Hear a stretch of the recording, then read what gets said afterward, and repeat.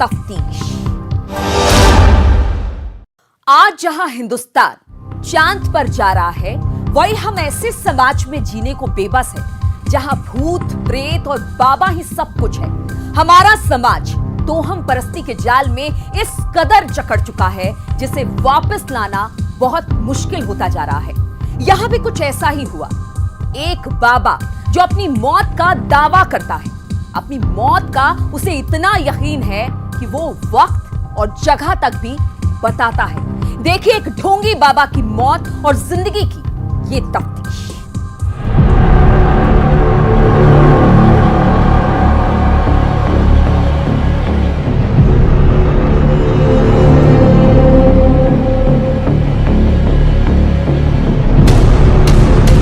दस 10:15 पर आएगी मौत।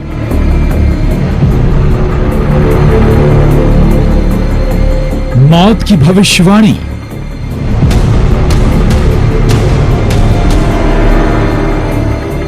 मैं मरने वाला हूं। मौत कब आएगी, कैसे आएगी, किस वक्त आएगी, किस दिन आएगी, ये कोई नहीं जानता। लेकिन आज हम एक ऐसे इलाके में आपको लिए चलते हैं जहां लोगों का मजमा लगा हुआ है, जहां लोगों की सांसें थमी हुई हैं, जहां किसी की मौत का वक्त मुकर्रर है, जहां ये शख्स कब मरने वाला है, कितने बजे मरने वाला है, ये पहले से तय है।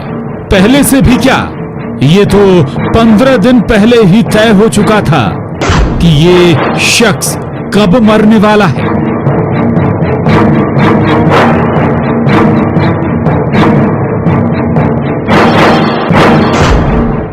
आप भी सुनकर दंग रह गए ना? तो इस मौत की भविष्यवाणी को देखने और सुनने से पहले हमारी आपसे गुजारिश है कि आप अपना दिमाग पूरी तरह से खुला रखिएगा, क्योंकि मौत की भविष्यवाणी की इस रियल लाइफ की फिल्म का क्लाइमैक्स किसी थ्रिलर फिल्म से कम नहीं होने वाला। तो आइए आपको सुनाते हैं खुद मरने वाले की जुबानी उसकी मौत की कहानी। ये हमारे जो इष्ट देव है, जिसको अपन आरती पूजा हमेशा करते हैं, वही संत रूप में आकर के बताए। तो सुना आपने, 10 जून को ही तय हो गया था ये शख्स कब मरने वाला है, जिसने अपनी मौत का ऐलान भी कर दिया। 25 जून सुबह के 10:15 पर यह शख्स प्राण त्याग देगा, यानी मौत को गले लगा लेगा। और मौत के पीछे की वजह भी सुन लीजिए। इन्हें सपना आया था। सपने में गुरु ने आदेश दिया था कि 25 जून को इस शख्स की जान चली जाएगी। इस शख्स की मौत की भविष्यवाणी की खबर जंगल में आग की तरह फैल गई और इस मौत को आस्था का जामा पहनाया गया और अंधविश्वास की पट्टी बांधे ये लोग भी इस शख्स की मौत का इंतजार करने लगे। इसी कमरे में ये शख्स समाधि लेकर दुनिया को अलविदा कहने वाला है।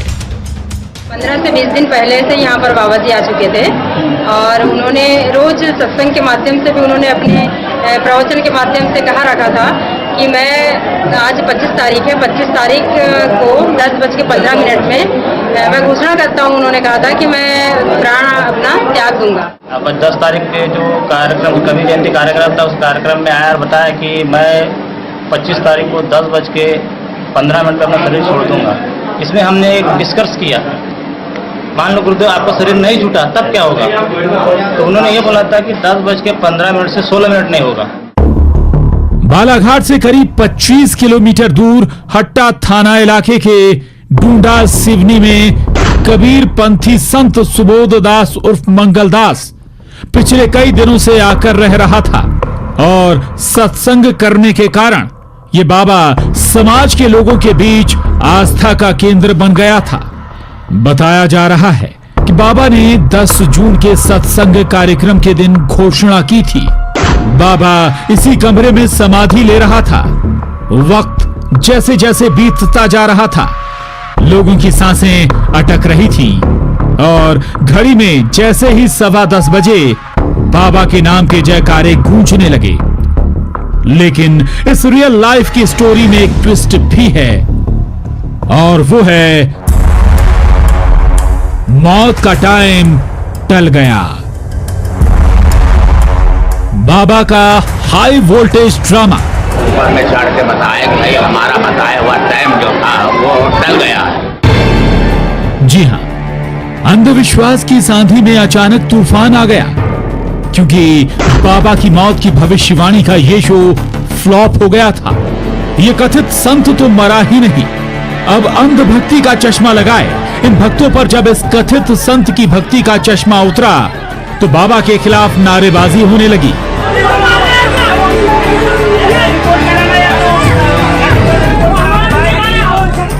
बाबा जिंदाबाद की जगह बाबा मुर्दाबाद के नारे लगने लगे। इन कथित बाबा के लिए खतरे की घंटी बज चुकी थी। पुलिस को खुद मोर्चा संभालना पड़ा।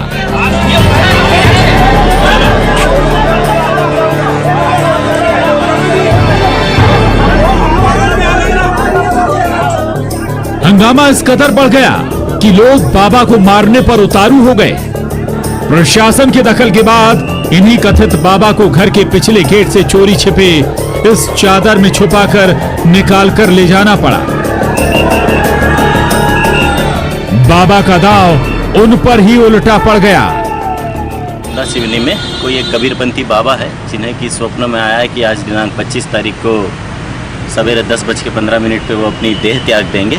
जिस खबर को सुन करके आसपास के ग्रामीण लोग काफ़ी उनके घर के आसपास इकट्ठे हो गए और इस तरह का कोई घटनाक्रम न होने से वहाँ पर भीड़ में थोड़ा आक्रोश था, जिससे कि तत्काल पुलिस और प्रशासन द्वारा पहुँच करके संभाला गया और बाबा को वहाँ से ला करके बालाघाट चिकित्सालय में उनका ट्रीटमेंट करवाया गया। चेकअप में वो पूरी तरह से स्वस्थ बताए गए हैं। सवाल तो ये भी है कि आखिर इस मौत की भविष्यवाणी की खबर प्रशासन को क्यों नहीं लगी? इस आडंबर को पहले ही क्यों नहीं रोका गया?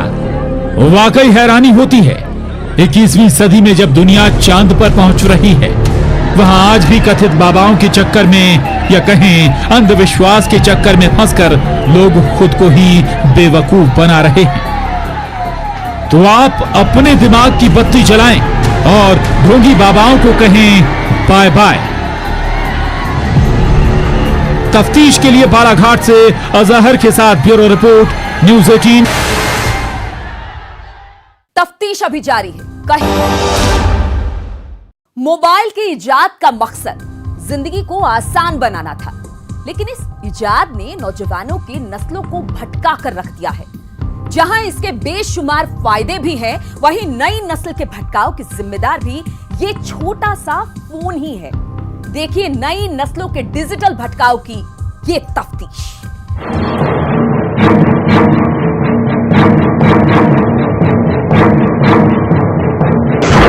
आओ भूत भूत खेलें, मौत का खूनी खेल। मोबाइल पर मौत, मोबाइल में कैद मासूमियत। आखिर भूत होता कैसा है? भूतों की ये कौन सी दुनिया होती है? क्या कोई अनजाना साया अंधेरे में चुपके से आता है? क्या कोई परछाई इंसान के दिमाग को कैद कर लेती है, फिर इंसान उसके इशारों पर नाचने लगता है? यकीन मानिए, ना तो इस भूतिया दुनिया से हमारा कोई लेना देना है, ना ही ऐसा होता है। लेकिन ऐसे ही सवाल जब मासूम दिमागों को अपनी जद में लेने लगे तो डर लगता है। जब बच्चे ऐसा ही सोचने लगे और बच्चों के दिलो दिमाग पर कोई ऐसा ही साया हावी होने लगे तो वर्चुअल दुनिया का ये सच डराने लगता है। बस पहले आप गौर से सुनिए ये मासूम गुड़िया क्या कह रही है। क्या देख रहे थे आप लोग? मोबाइल में भूत पाओ तब दीदी हम पार्टी लगा रहे कैसे क्या हुआ? खेलते थे हम लोग, हम चारों हम पाँचों भीतर, तो हम हमको बाहर भेज दिया। ये घर वहाँ पर बेच दिया और उन्हें फांसी लगा ली था। इसकी बातों में भी कितनी मासूमियत छिपी है, जिसे पता भी नहीं उसके घर में कैसे कोहराम मचा है। उसे बस ये पता है कि उसकी बड़ी दीदी खामोश हो गई है। अब आप इस घर में मचे मातम को देखिए।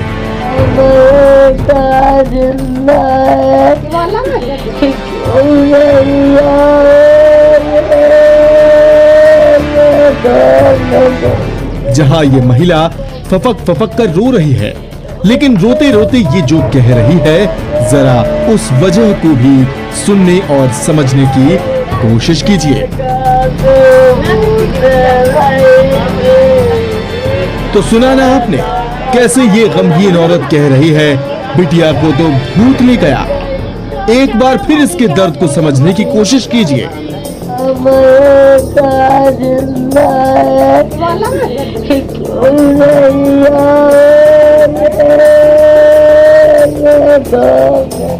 तो आखिर भूत की ये क्या मिस्ट्री है? आखिर एक बच्ची की मौत में भूत का क्या रोल है? न तो यहाँ किसी ने भूत देखा है, न ही किसी दहशत से बच्ची की जान गई है, बल्कि एक खेल जानलेवा हो गया। पहले ये जान लीजिए कि आखिर हुआ क्या था। उसने बताया कि भूत भूत का हम लोग नाटक खेल रहे थे, तो बोलती मैं भूत बनूंगी, ये बोली छोटी वाली लड़की में बोलती है मैं बनूंगी, बोलती मैं बनूंगी। तो उसने गले में फंदा लगाया, ऐसे बताया हम लोग को कि ऐसे लगाया दीदी ने, और ऐसे उसने बांधा, और बाल्टी रखी हुई थी, उसको जब उसने लगा के लटक गया वो, तो बाल्टी खिसक गई और ये देखते रही। ये सच जानना हर एक परिवार के लिए बेहद जरूरी है। हम फिर कह रहे हैं, बेहद बेहद जरूरी है। छतरपुर के ईशानगर थाने के पनौठा गांव का ये पूरा मामला है, जहां इन भाई बहनों ने अपनी दीदी को खोया है। इसी घर में 12 साल की अंजलि फांसी पर झूल गई। कुछ नहीं बोली। थोड़ी देर के बाद तो पीछे हमारी और भाई लोग रहते हैं, तो उनके पास गई, दीदी दीदी कहते कि हमारी दीदी ने ऐसे कर लिया। तो फिर उधर से लेके आई, तो जब तक खत्म ही हो जाता है, अब जितना टाइम थोड़ी लेता है। दरअसल 12 साल की अंजलि अपने 4 भाई बहनों के साथ एक खेल खेल रही थी। खेल भी ऐसा वैसा नहीं, बल्कि भूत का खेल। जी हाँ, भूत का खेल, जिसमें छोटी बहन कहती है मैं भूत बनूंगी, बड़ी कहती है नहीं मैं भूत बनूंगी। फिर इन भाई बहनों के बीच ये तय होता है, दीदी यानी अंजलि भूत बनेगी, और फिर इन भाई बहनों की दीदी यानी अंजलि एक फांसी का फंदा तैयार करती है और उस पर झूलकर अपने भाई बहनों को डराने की कोशिश करती है। और इसी डरावने खेल में अपनी बहन को भूत बनता देख ये चारों डर जाते हैं और भाग जाते हैं। और इसी वक्त फांसी पर झूलने का नाटक कर रही अंजलि का पैर खिसक जाता है और बाल्टी हट जाती है, और इसी खेल में अंजलि की जान चली गई। इसमें जो प्राथमिक तौर पर जो तथ्य आए हैं, उसमें ये 12 वर्षीय जो बालिका अपनी छोटी बहन जो लगभग 6 वर्ष की है, उसके साथ में खेल रही थी। गमछे से गले में झटका लगने से उसकी मृत्यु हुई है, और जो प्राथमिक जांच है उसमें खेलते खेलते ही ये घटना घटित हुई है। दरअसल अंजलि और उसके भाई बहन मोबाइल पर हॉरर सीरियल देख रहे थे। उस सीरियल में जो चल रहा था, उसी तरह अपने भाई बहनों को डराने के लिए अंजलि वैसा ही करने लगी। बाल्टी पर चढ़कर उसने तौलिए से फांसी का फंदा बनाया और फिर इसी फांसी के फंदे पर झूल गई। जो देखते हो नहीं देखते हो, बस या तो खेल रहे थे वो किस प्रकार से। अक्सर मोबाइल की दुनिया में बच्चे खोए रहते हैं। मोबाइल पर गेम हो, चाहे मोबाइल पर कोई मूवी, बच्चों की ऐसी दुनिया अब डराने लगी है, क्योंकि बच्चों का ये शौक माँ बाप को शौक दे रहा है।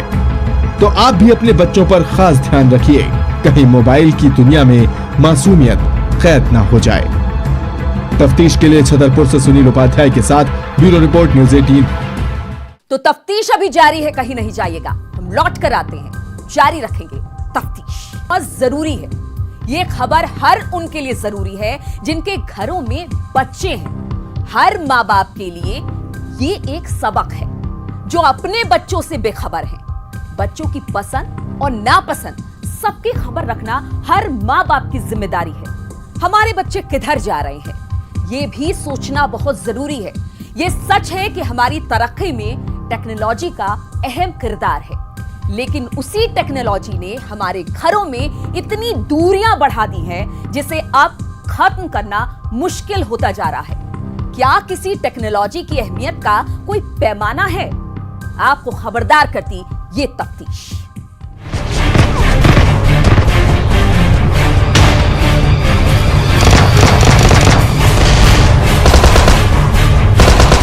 खेलते खेलते उसको बस ये कर दो, वो कर दो, उसको वो कर दो, उसको मार दो, ब्लास्ट कर दो, जोर जोर से चिल्ला रहा और कर रहा था।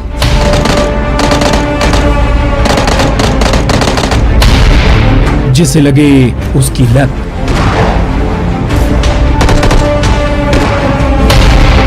वो हो गया लापता। खूनी खेल से सावधान।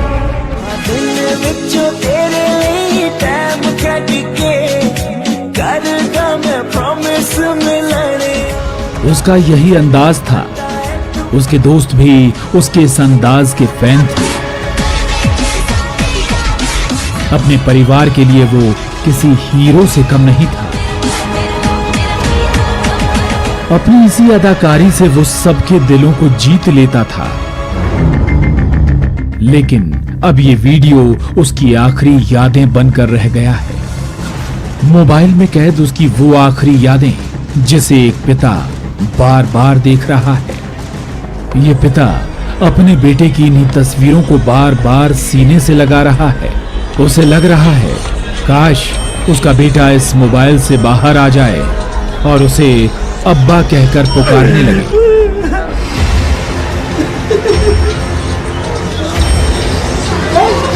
यही हाल यहाँ बैठे हर एक शख्स का है। हर कोई इस घर में गमज़दा है। 12वीं क्लास में पढ़ने वाले नीमच के फरहान की बस ये आखिरी यादें हैं जो इस परिवार के लिए अब जीने का सहारा है। फरहान के दोस्त भी अपने दोस्त को याद कर मायूस हो रहे हैं, क्योंकि इन्हें भी ये पता है अब उनका ये बिंदास अंदाज वाला दोस्त अब कभी उनके साथ खेलेगा नहीं। अब सवाल है कि आखिर फरहान को हुआ क्या था, कैसे उसकी मौत हुई। तो आइए इस परिवार में मचे मातम के उस गुनहगार का नाम भी सुन लीजिए। करीब वो 5:30-6 बजे तक के पबजी खेल रहा था। पबजी खेलते खेलते उसको बस ये कर दो, वो कर दो, उसको वो कर दो, उसको मार दो, ब्लास्ट कर दो। उसके कान के अंदर वायरलेस लगा रखे थे, जोर जोर से चिल्ला रहा और कर रहा था।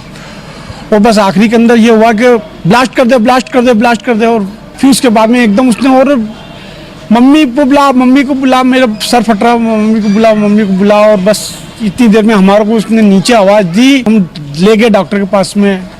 वहाँ जब डॉक्टर के पास ले गए इस दुनिया से चल दिया था। सुना आपने कैसे 16 साल के फरहान की मौत हो गई। नीमच में हुई 16 साल के फरहान की मौत ने एमपी ही नहीं हिंदुस्तान में हर एक माँ बाप को झकझोर कर रख दिया है, क्योंकि फरहान उस गेम का शिकार हुआ था जिसे एक बार कोई खेलना शुरू कर दे तो यकीन मानिए वो खतरनाक गेम उसे अपने जाल में ऐसे जकड़ता है कि वो शख्स को परिवार से, दोस्तों से, दुनिया से अलग कर देता है। इस गेम के नशे की जद में आकर ही फरहान मौत की आगोश में चला गया था। जी का जंजाल पबजी।